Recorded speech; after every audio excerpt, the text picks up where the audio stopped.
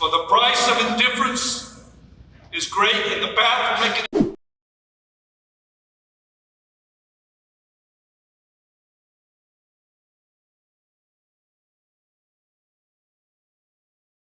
Jessica Cisneros.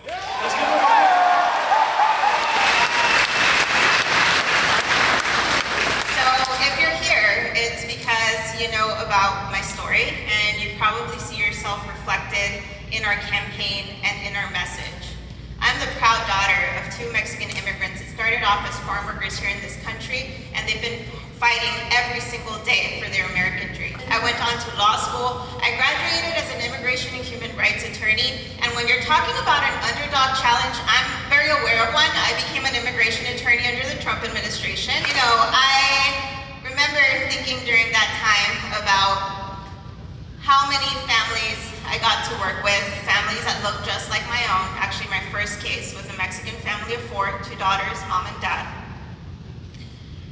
And also thinking about the heartbreak during those years, because it was our communities that were under constant attack and continue to be under constant attack. And I think that especially people of color and Black communities, as we saw in the last week, we right now have a target on our backs. And I decided to keep on fighting. I remember, unfortunately, having to console too many moms, too many family members in the courtroom, because I just saw their American dream being torn apart in front of them and their family being torn apart. And I remember the frustration that I felt when, you know, judges would tell me, I want to help you, I want to help your client, but I just can't because the law just isn't there.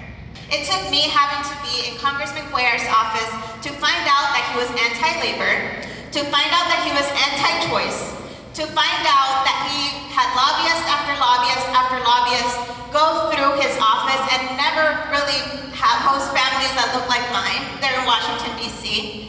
I even found out that he was anti-immigrant because during that time he was trying to push for the expedited removal of Central American children that were seeking protection in this country.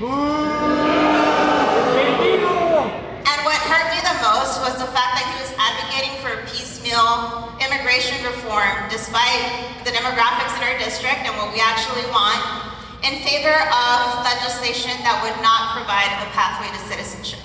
And up to that point, up to 16 years to that point, no one was holding Henry Cuellar accountable and no one was giving him a primary for his life. So, at that time, it was a very scary decision because no one in the 16 years had really stepped up and run against him. But at the same time, I knew that I was not going to do this alone. And today, it's a testament that I'm not doing this alone.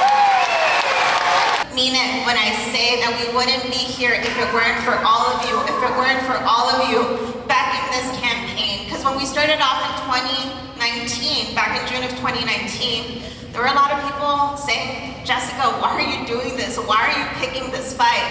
But we knew this was a fight that we could win because we know what our community deserves.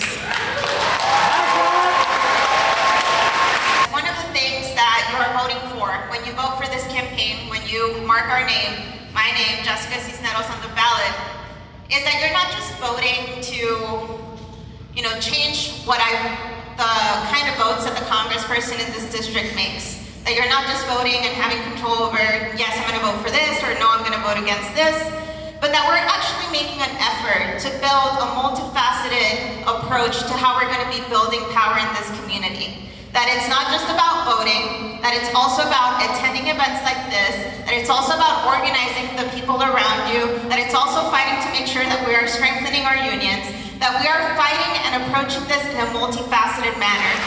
And someone that has been an incredible inspiration in that theory of change and how we're approaching this and continuing to fight for things that matter to us is Senator Bernie Sanders from Virginia.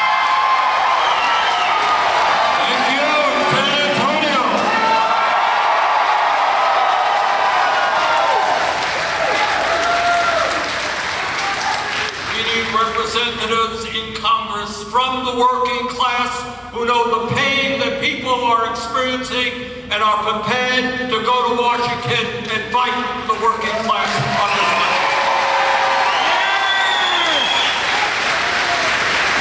And that person is Jessica Cisneros.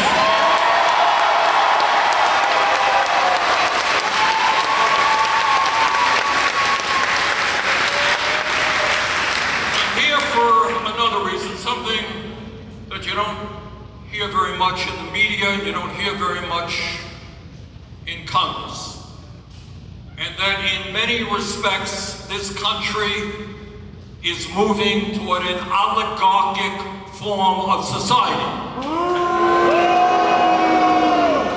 in which a small handful of people who have unlimited amounts of money are exercising their power to determine the legislation that gets passed in Washington and to determine, in fact, who gets elected to Congress. And we need, and this is not easy, it is not easy, let me tell you. Cyril will tell you the same thing. We need elected officials who have the guts to tell the billionaire class they cannot have it all.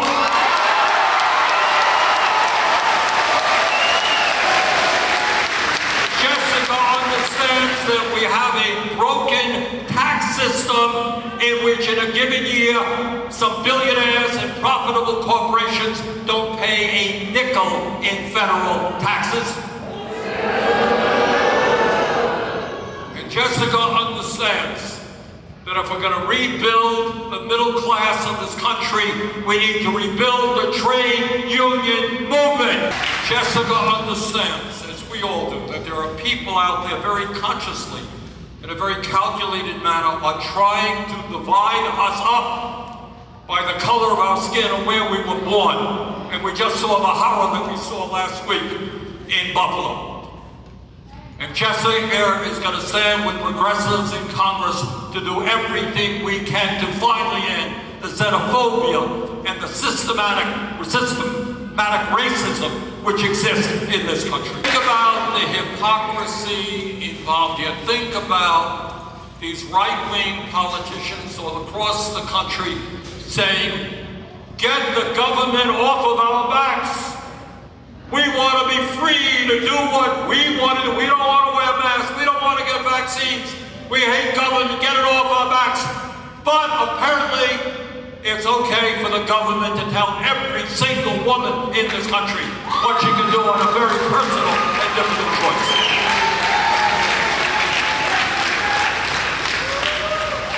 The last reason I am here may in fact end up being the most important. And that is, I am sick and tired of seeing billionaires pour millions and millions of dollars into ugly 30-second ads trying to defeat good people who are representing working families. And I know, and Jessica knows, a lot of people are getting discouraged, and a lot of people saying, I don't want to vote, it doesn't matter. And I just have to say to those people that if you look at history, you understand that real change never takes place without struggle. That's what Frederick Douglass told us way back when.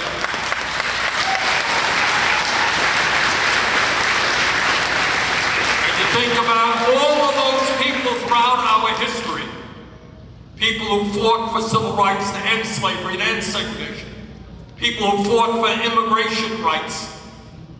Think about the struggles that women went through, who 100 years ago didn't even have the right to vote. If you think change came about because some guys at the top said, well, we think it's time to make change, you're wrong. Change never takes place unless millions of people stand up, fight for it, and demand that change. That's what this campaign is about. And that's why it is absolutely imperative that we do everything we can in the next few days to elect Jessica Cisneros as the next member of Congress from District 28. Thank you all very much.